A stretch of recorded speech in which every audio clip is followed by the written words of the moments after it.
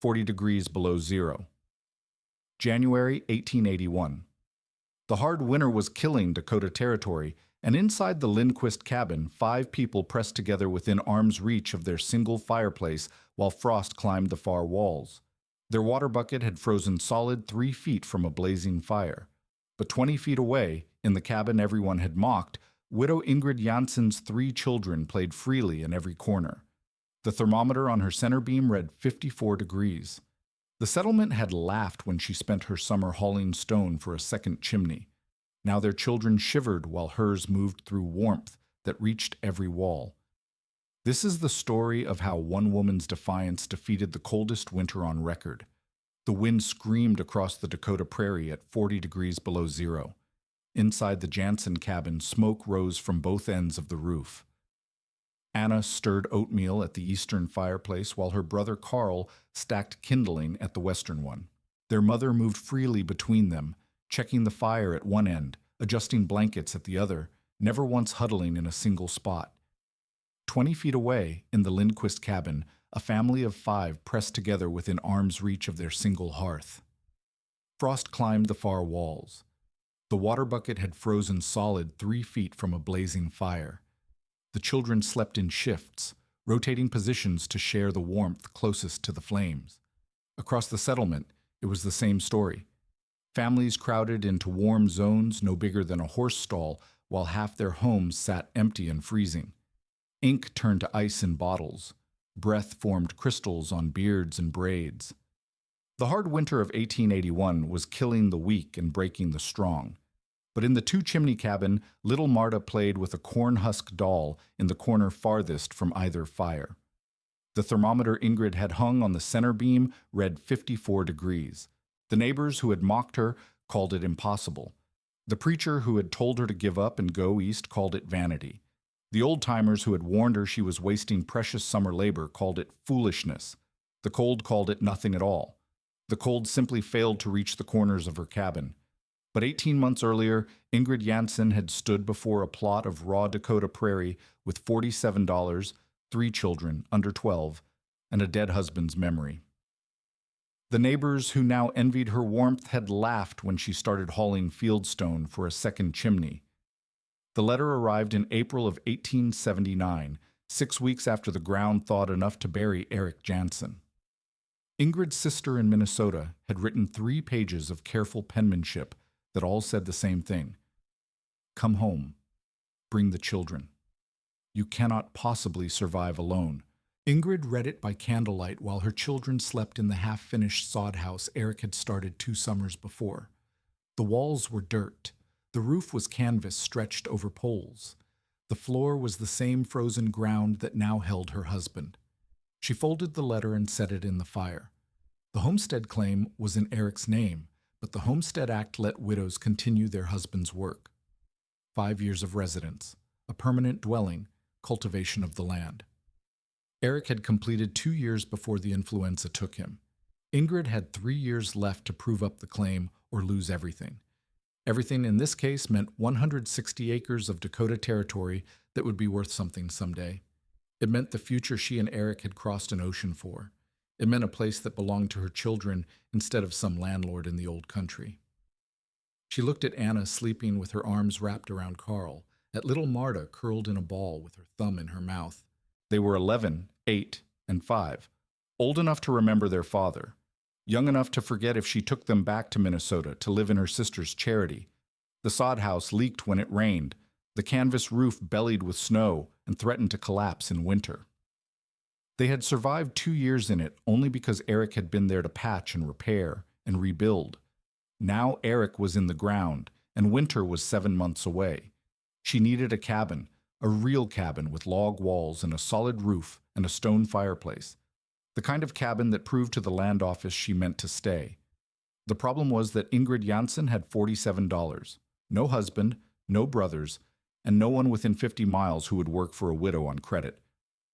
Gus Lindquist arrived on horseback 3 days after the funeral. He was Swedish, 10 years in Dakota, and he had buried 2 wives and raised 4 children alone before marrying a 3rd time. If anyone in the settlement understood Ingrid's situation, it was Gus. He didn't waste time on sympathy. You have 2 choices, he said, still mounted, looking down at her across the barren claim. Find a husband before winter or go back where you came from. Ingrid stood with her arms crossed. The wind pressed her dress against her legs. I will build a cabin, she said. Gus laughed, not cruelly, but the way a man laughs when a child says something impossibly naive. A cabin takes a crew? 3 men can raise walls and roof in 2 days if the timber's already cut. You have no crew. You have no timber. You have... He looked at the children watching from the sod house doorway. Helpers who can barely lift an axe. I will build a cabin, Ingrid repeated. Gus stopped laughing. He studied her face for a long moment, then shook his head. If you're determined to die here, at least die smart. Build small. 1 room, 12 by 16 feet. Log walls.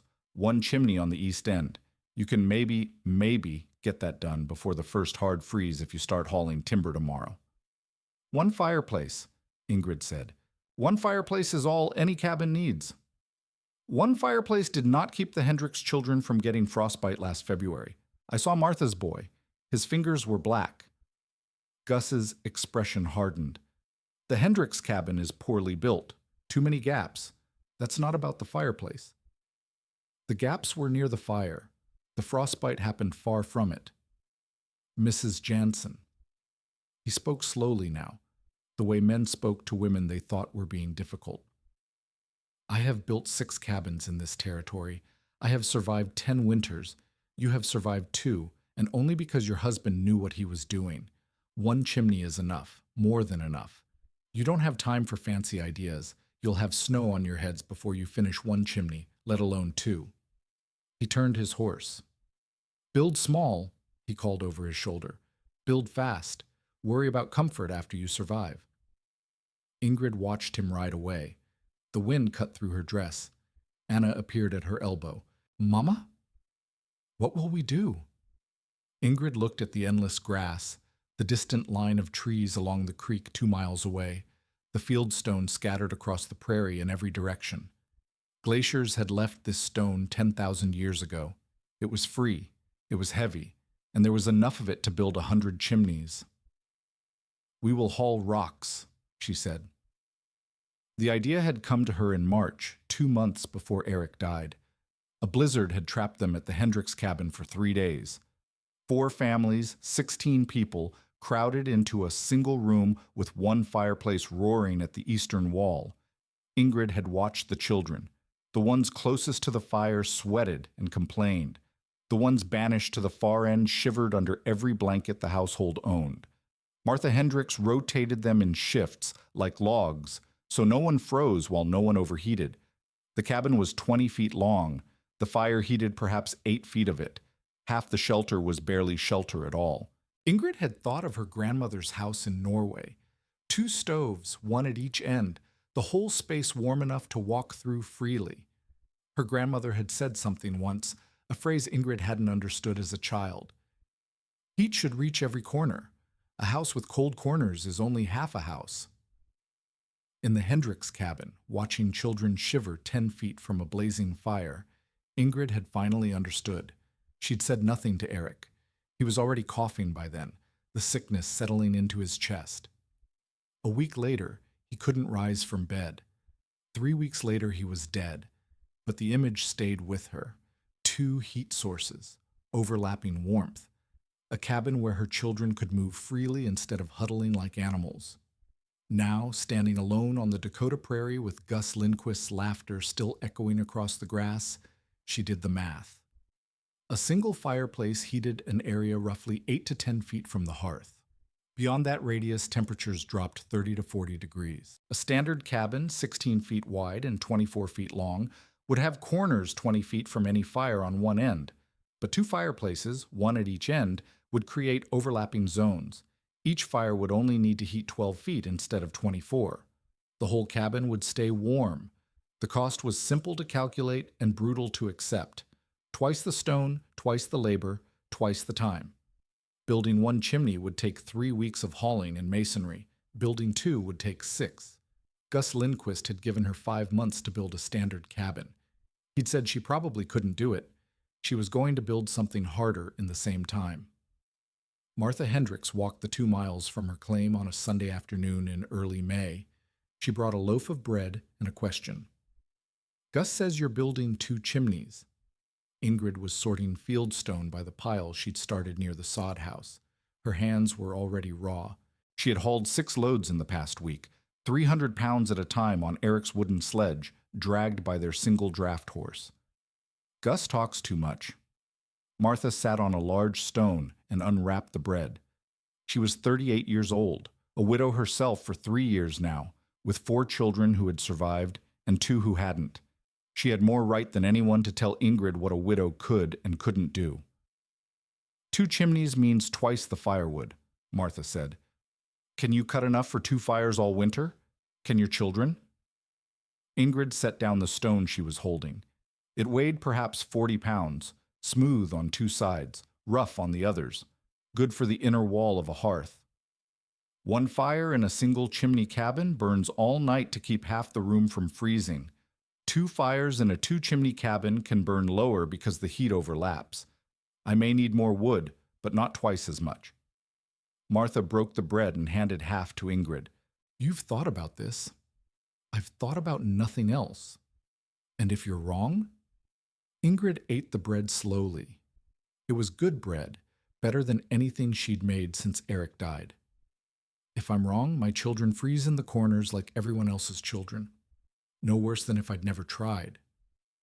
But you'll have wasted your summer on stonework when you should have been storing food. Martha's voice was gentle but firm. What good is a warm cabin if your children starve?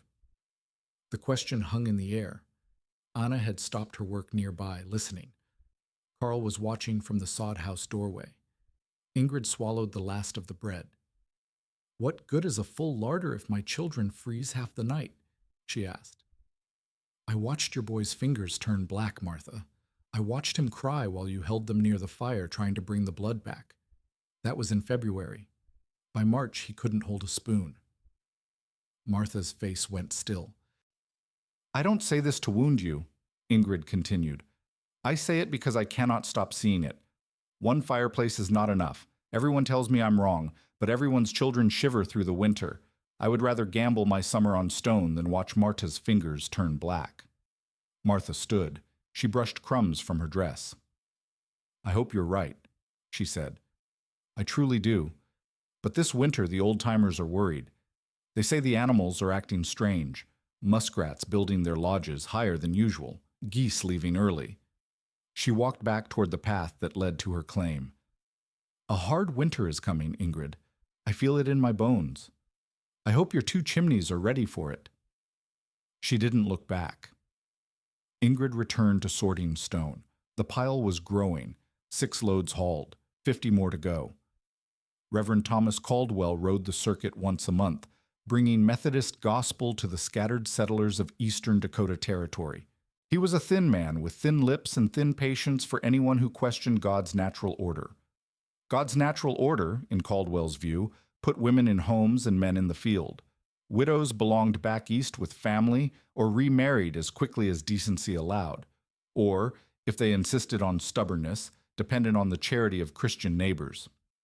A widow building her own cabin was an insult to Providence. A widow building 2 chimneys was an abomination. He came to Ingrid's claim in late June after Sunday services at the Lindquist homestead. She was laying the foundation stones for the eastern chimney when she saw his horse approaching across the grass. She did not stop working. Mrs. Jansen. He remained mounted, looking down at her. Several members of our community have expressed concern for your welfare. My welfare is fine, Reverend. This project of yours. He gestured at the half-built cabin, the rising mound of stone, the children hauling smaller rocks from a pile 30 feet away. 2 chimneys on a widow's cabin. It borders on pride, Mrs. Jansen. Pride goeth before a fall. Ingrid set a stone into place and reached for another. I have children to keep warm, Reverend. Pride has nothing to do with it. Your sister in Minnesota has written to me. Caldwell's voice sharpened. She has room for you and the children, a proper home, a place where you wouldn't need to destroy yourself with labor meant for men. My sister can keep her room. This is our home. Your husband's home, your husband's claim. Your husband is dead, Mrs. Jansen. God rest him, but there it is. A woman alone cannot what? Ingrid straightened and faced him. Her hands were caked with dried clay mortar. Her dress was stained with sweat and dirt. Cannot haul stone? I have hauled 2 tons already. Cannot lay a hearth. The foundation is behind me. Cannot survive. I have survived 34 years, Reverend. 2 of them on this prairie without the world's permission. Caldwell's face flushed. Come spring, he said quietly, you'll be begging passage back to Minnesota. And when you do, remember that I offered you Christian charity, and you threw it in my face. He turned his horse and rode toward the western horizon. Anna appeared at Ingrid's side. Mama, why is the Reverend angry? Ingrid picked up another stone. Because I didn't do what he told me. Will God punish us? Ingrid looked at her daughter. 11 years old enough to understand that some men confused their own wishes with God's commands. God gave us hands, Ingrid said. God gave us stone. God gave us fire. If God didn't want us to build, he would have given us claws and fur instead. She handed Anna a smaller stone. Now help me finish this row before supper. By the middle of July, the first chimney stood 4 feet tall. Ingrid's hands had blistered, split, calloused, and split again. The skin across her knuckles had cracked so deeply it bled when she made a fist. She wrapped them in cloth each morning and unwrapped them each night to find the cloth stiff with dried blood and clay. Anna had learned to mix mortar, 2 parts clay, 1 part sand, water, until it held its shape. Carl had learned to sort stone by size and smoothness, building separate piles for hearthstones, chimney stones, and filler. Even little Marta helped, carrying handfuls of sand from the creek bed 2 miles away. The cabin walls rose alongside the chimney. Ingrid had traded her last gold earrings, a wedding gift from Eric, for help from old Johannes, a Danish bachelor homesteader who lived alone 3 miles north. He asked no questions about the 2 chimney foundations. He simply helped her notch the logs she dragged from the creek timber and stack them into walls. In the old country, he said one afternoon, we had 2 stoves. Everyone did. Your grandmother knew. Ingrid nearly dropped the log she was lifting. How did you know about my grandmother? Johannes shrugged. I didn't, but grandmothers always know these things. That's why they're grandmothers. He finished helping with the walls in late July and refused payment. I'm 70 years old, he said. If I get caught in a blizzard this winter, I'll need somewhere to shelter. Promise me your cabin will take me in. It will. Then we're square. He rode away on his sway-backed mare, whistling a Danish tune Ingrid half remembered from her childhood. August brought the first hints of autumn, cool mist in the mornings, shorter days, the light turning golden earlier in the afternoon. The first chimney stood 8 feet tall. The cabin walls were complete. The roof was going on, log by log, with gaps stuffed with moss and clay. But the second chimney was still just a foundation. Ingrid did the math every night by candlelight. The first chimney had taken all of June and July. She had 8 weeks until the first hard freeze, usually in early October. 8 weeks to build a second chimney that should take 10. She began working before dawn. She worked past dark. She ate standing up and slept 4 hours a night. The children watched her grow thinner. Anna took over the cooking without being asked. Carl kept the fires going in the temporary pit outside. Marta picked wildflowers and left them by her mother's plate. In late August, the draft horse went lame. A stone bruise deep in the hoof. The animal could barely walk, let alone drag a loaded sledge. 5 days passed before it could work again. 5 days of no hauling. 5 days of lost time. 5 days that turned 10 weeks of impossible work into something worse than impossible. Ingrid stood by the stone pile on the 5th morning and did not cry. Crying required energy she didn't have. Mama? Marta tugged at her sleeve. Mama, why are the rocks sad? The rocks aren't sad, little one. Then why are you looking at them like that? Ingrid knelt and gathered her youngest daughter into her arms. I'm looking at them because there are so many, and I need to move them all before the snow comes. Can I help? Marta weighed 40 pounds. The smallest usable stones weighed nearly as much. Yes, Ingrid said. You can help by being brave. Can you do that? Marta nodded solemnly. Then we will both be brave, and we will move the rocks, and we will be warm this winter. She stood and walked to the stone pile. She selected a 40-pound stone, lifted it, and carried it to the growing chimney foundation. One stone at a time. The second chimney reached 4 feet by the 1st of September. It reached 6 feet by the 15th. It reached 8 feet by the 30th, the same night the first frost painted the grass white. Ingrid's hands no longer bled because there was nothing left to bleed. The skin had hardened into something that barely felt like skin anymore. Her shoulders ached constantly. Her back had developed a hitch that made standing straight an act of will, but the chimney was rising. On the 10th of October, with ice forming at the edges of the creek and the first snow flurries swirling across the prairie, Ingrid laid the final stone. 12 feet tall, functional, complete. She climbed down the rough ladder Johannes had built for her and stood between her 2 chimneys. The cabin stretched before her, 16 feet wide and 24 feet long, a fireplace at each end, a door in the center of the south wall, 2 small windows with oiled paper instead of glass. It was the ugliest cabin in Dakota Territory. It was also the warmest. That night, she built fires in both hearths for the first time. The children gathered in the center of the cabin and waited. Anna held the thermometer they'd inherited from Eric, a glass tube with mercury that he'd used to track fevers. The eastern fire caught and roared. The western fire caught and roared. Heat pulsed from both ends of the cabin, meeting in the middle like 2 rivers joining. 50 degrees, Anna announced after 10 minutes. 52, she said after 20. 54 at the east wall, 52 at the west wall, 53 in the corner by the door.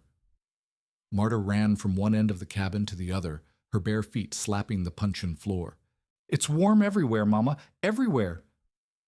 Carl pressed his hand against the corner where 2 walls met, the spot that would have been freezing in any other cabin. It's warm here too. Not hot, but warm. Ingrid sank onto the stool by the western fireplace. Her legs shook. Her arms felt like they belonged to someone else. But she was smiling. We will be warm this winter, she said. Every corner, every night. Warm. What she didn't know was that outside, beyond the cabin walls, beyond the circle of light from her 2 fires, the first true blizzard of the hard winter was already forming on the northern horizon. The worst winter in Dakota Territory's history was about to begin, and Ingrid Janssen's 2 chimneys were about to face a test that would make her summer of labor look like child's play. October 15th, 1880. The date would become legend in Dakota Territory. The blizzard struck without warning. One moment the sky was gray and heavy. The next, the world disappeared behind a wall of white so thick that Ingrid couldn't see her hand at arm's length. The snow fell for 3 days. When it stopped, drifts reached the eaves of the sod houses. The temperature plunged to 15 below zero. And then, before anyone could dig out, another blizzard came, and another, and another. By November, the trains had stopped running. The tracks were buried under snow that wouldn't melt until spring. Towns that depended on coal shipments began burning furniture. Settlements that depended on supply wagons began rationing flour. The hard winter had begun. Through November and December, Ingrid's cabin performed exactly as she'd designed it. Both fires burned low through the nights, banked to conserve wood. Both fires roared during the days when the children needed to move and work. The heat from the eastern hearth met the heat from the western hearth somewhere near the center beam, and the entire space held above 50 degrees even when the wind howled and the temperature outside dropped to 20 below. Gus Lindquist visited in early December, ostensibly to check on the widow and her children. He stood in the center of the cabin and turned in a slow circle. "Warm," he said. "Warmer than mine, and I've got a stove besides the fireplace. 2 chimneys. Ingrid said. I can count. He rubbed his hands together, not from cold, but from something that might have been embarrassment. My children sleep in a pile, Mrs. Jansen. All 4 of them, in one bed, under every blanket we own. Even then, the one closest to the wall wakes with frost on his hair. I'm sorry to hear it. Are you? Ingrid met his eyes. I take no pleasure in other people's suffering, Mr. Lindquist. I only want my children warm. He nodded slowly. Then he walked to the western fireplace and held his hands toward the flames. We'll see how clever this feels when the real cold comes, he said. November cold is nothing. Wait for January. He left without saying goodbye. Ingrid added another log to the fire and said nothing to the children about the fear that had flickered across Gus Lindquist's face. The fear of a man who had survived 10 Dakota winters and knew this one was different. The real cold hadn't arrived yet. January came like a hammer. The temperature dropped to 30 below, then 35. On the 12th of January, old Johannes rode to the settlement with news from a homesteader who had managed to reach town. The thermometer at the general store had read 42 degrees below zero. The mercury had actually frozen, 42 below. At that temperature, exposed skin froze in minutes. Spit crackled before it hit the ground. Horses died standing up if left outside too long. The snow didn't fall anymore. It was too cold to snow. Instead, the wind picked up what had already fallen and drove it sideways in endless, blinding sheets. The Jansen cabin burned through firewood faster than Ingrid had calculated. She had stockpiled 8 cords in the fall, enough, she'd thought, for 2 fireplaces burning low through a normal winter. But this wasn't a normal winter. The fires needed to burn higher, longer, hotter, just to maintain 50 degrees inside. By the end of the first week of January, she was down to 6 cords. By the middle of the month, 4. She began banking the fires lower at night, letting the cabin drop to 45 degrees, while the children slept under every blanket and quilt they owned. During the day, she burned only 1 fire at a time, alternating ends, keeping the whole cabin merely tolerable instead of warm. It was enough, barely.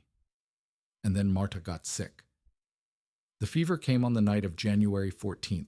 Ingrid woke to the sound of coughing, deep, wet coughs that seemed too big for a 6-year-old body. She found Marta burning hot to the touch, her forehead slick with sweat, her breath coming in shallow rasps. Pneumonia, or something like it. The same sickness that had killed Eric 2 years before. Ingrid built up the western fire until it roared. She moved Marta's small bed as close to the hearth as safety allowed. She heated stones in the coals and wrapped them in cloth and packed them around her daughter's shivering body. Anna appeared at her elbow, pale and frightened. Is Marta going to die? No. Ingrid said it with more certainty than she felt. But she needs to stay warm, warmer than the rest of the cabin. What do you need me to do? Ingrid looked at her eldest daughter, 11 years old, already as tall as her mother's shoulder, already carrying burdens no child should carry. Keep the eastern fire going. Keep Carl away from Marta. If this sickness spreads, I need you and your brother healthy. Can you do that? Anna nodded. Then do it, and pray. In a single fireplace cabin, Marta's illness would have been a catastrophe. The whole family would have crowded into the warm zone near the hearth. The healthy children would have slept within feet of the sick one, breathing the same air, sharing the same heat. The sickness would have spread from child to child until the whole household was bedridden and no one could tend the fire. This was what happened at the Hendricks cabin that same week. Martha's youngest developed a fever on January 16th. By the 20th, her oldest was coughing. By the 23rd, Martha herself was too weak to leave her bed. Her husband had died 3 years ago. There was no one to haul wood, no one to keep the fire burning, no one to heat broth or melt snow for water. A neighbor found them on the 25th, all 5 huddled in a single bed. The fire burned down to coals, frost forming on the far walls. They survived, but barely. Martha's middle child lost 2 toes to frostbite. In the Jansen cabin, the separation held. Anna and Carl lived at the eastern end. They slept there, ate there, kept their fire burning there. Marta and Ingrid stayed at the western end. The two groups never mixed. Day after day, night after night, Ingrid watched her youngest daughter fight for breath. She heated stones until they glowed. She boiled water for steam. She made broth from the last of their salt pork and spooned it between Marta's cracked lips. She slept in a chair beside the bed, waking every hour to check the fire, check the fever, check that her daughter was still breathing. On the seventh day, Marta's fever broke. She was weak and pale, and her cough lingered for weeks, but she was alive. And Anna and Carl, at the far end of the cabin, had never gotten sick at all. The two-chimney cabin had done more than keep them warm. It had kept them separated. It had contained the sickness to one end of the cabin while life continued at the other. Ingrid sat beside Marta's bed on the night the fever broke and let herself cry for the first time since Eric's death. On January 28th, word came that old Patterson had died. He was a bachelor homesteader, 63 years old, living alone in a single-room cabin 3 miles east of the settlement. Someone had seen smoke from his chimney on the 26th. No one had seen smoke since. Gus Lindquist and 2 other men rode out to check on him. They found the cabin door frozen shut. They had to break it down. Patterson was in his bed, curled under a pile of blankets, frozen solid. His single fireplace held nothing but cold ashes. The woodpile outside his door was untouched. He had never made it that far. Best anyone could figure, the fire had died during the night. Patterson had woken in a freezing cabin, tried to get up, and found himself too cold to move. Hypothermia set in fast when you were already sleeping, already still, already old. A single point of failure. One fireplace, one old man, one night when the fire went out. Dead. Gus Lindquist delivered the news to each cabin in the settlement. When he reached Ingrid's door, he stood in the cold for a long moment before speaking. "Patterson's dead," he said. "Frozen in his bed. Fire went out." Ingrid said nothing. If he'd had 2 fires? Lindquist stopped, shook his head. "One goes out, you've still got the other. Time to wake up. Time to fix it." "Yes. I told you to build 1 chimney. You did. I was wrong." The words hung in the frozen air between them. Gus Lindquist, 10 years in Dakota, authority on homesteading, the man who had laughed at her in May, standing at her door in January, admitting he had been wrong. "Your children," Ingrid said. "Are they well?" "Well enough. Crowded, cold in the corners, but alive." "Bring them here if it gets worse. There's room." Lindquist stared at her. Then he nodded once, sharply, and walked back into the white wilderness. February was worse than January. The cold didn't relent. The snow didn't stop. The settlement ran low on everything: flour, salt, firewood, hope. 3 more people died across the territory, caught outside in sudden blizzards, lost between cabin and barn, frozen within sight of home. Ingrid burned through her remaining firewood and began feeding brush into the flames.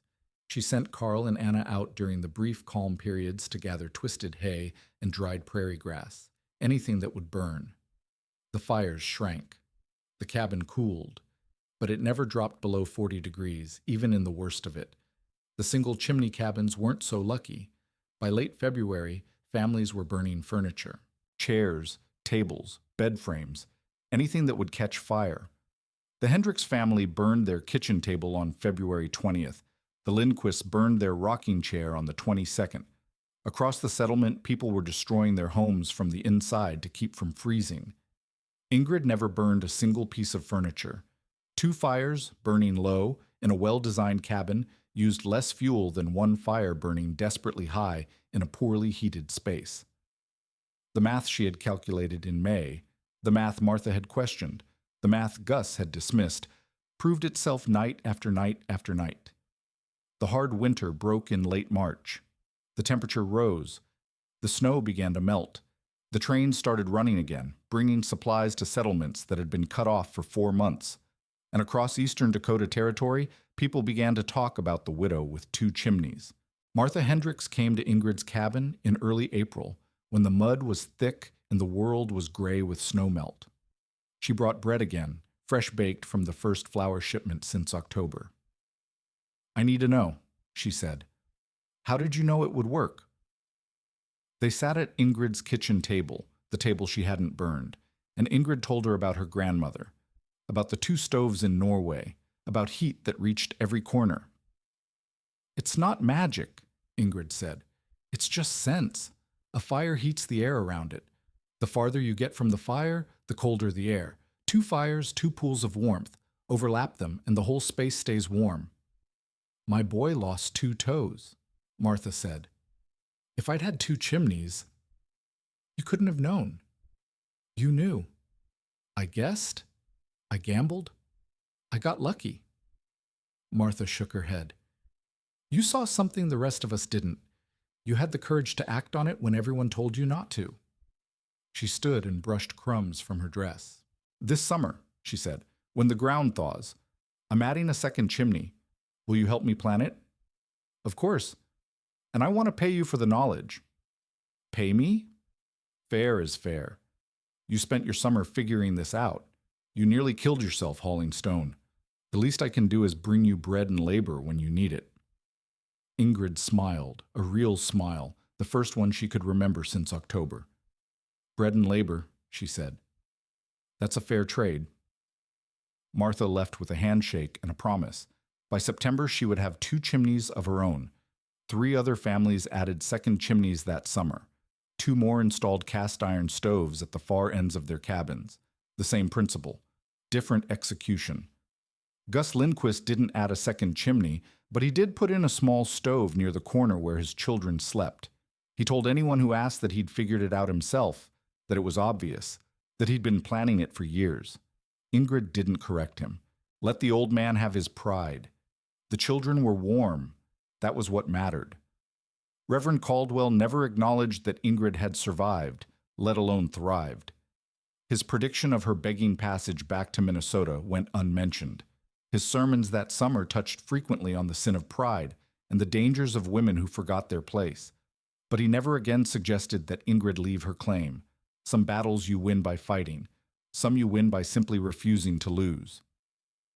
The old-timers said the hard winter of 1880 to 81 was the worst in memory. Later generations would confirm it, the coldest sustained period on record for Dakota Territory, with blizzards from October to April, and temperatures that killed livestock where they stood. 235 people died in the children's blizzard 7 years later, in 1888. But the hard winter's death toll was never properly counted. Homesteaders died alone on isolated claims, and no one found them until spring. Families froze in cabins and weren't discovered until neighbors came to check on them months later. What the records do show is that among the settlers near De Smet in eastern Dakota Territory, the families who survived best were the ones who had multiple heat sources. Some had 2 chimneys, some had stoves supplementing fireplaces, some had jerry-rigged solutions invented in desperation. All of them had learned, one way or another, the lesson Ingrid Janssen's grandmother had known. A house with cold corners is only half a house. Ingrid proved up her claim in 1884, 5 years after Eric's death. The land office inspector walked through her cabin, examined her fields, reviewed her improvements. He noted the 2 chimneys in his report. Unusual, he wrote, but sound construction. She never remarried. Anna grew up and married a farmer from the next county. Carl became a carpenter, influenced perhaps by the summers he'd spent helping his mother build. Marta, the little girl who'd nearly died in January of 81, became a school teacher. She taught for 40 years in a one-room schoolhouse that had, at her insistence, a stove at each end. Ingrid lived on the land until 1912, when she died at 67. By then, her 2-chimney cabin was considered quaint, a relic of harder times. Central heating had arrived. The specific challenges of single-source heating had become irrelevant, but the principle remained. Modern building science confirms what Ingrid's grandmother knew. Radiant heat drops off rapidly with distance from the source. A single heating point creates hot spots and cold spots. Multiple sources, properly placed, create consistent warmth. Zone heating, different temperatures in different areas, is now standard practice. HVAC systems are designed to distribute heat evenly throughout a space. The engineering has grown sophisticated, but the underlying truth hasn't changed. Heat should reach every corner. A house with cold corners is only half a house. Return now to January of 1881, 40 degrees below zero. Wind howling across the Dakota prairie, snow piled to the eaves of every cabin in the settlement. In the single fireplace homes, families huddle in warm zones while frost climbs the far walls. Children shiver under piles of blankets. Water buckets freeze solid. Half the living space sits empty and unusable, too cold for anything but storage. And in one cabin, smoke rises from both ends of the roof. A widow moves between two fires, tending one, then the other. Her children work at opposite ends of the space, one stirring oatmeal in the east, one stacking kindling in the west. In the corner farthest from either flame, a little girl plays with a corn husk doll. The thermometer on the center beam reads 54 degrees. The town had mocked her two chimneys. They'd called it wasteful, vain, the folly of a widow who didn't know her place. The cold proved them wrong. Ingrid Janssen didn't have an engineering degree. She didn't have construction training. She didn't have money or labor or time or support from anyone who mattered. She had observation. She had her grandmother's memory. She had 3 children who deserved to be warm, and she had the courage to spend her summer hauling stone while everyone around her said it was a waste. Sometimes that's all it takes. A simple idea, the will to act on it, and a winter cold enough to prove who was right.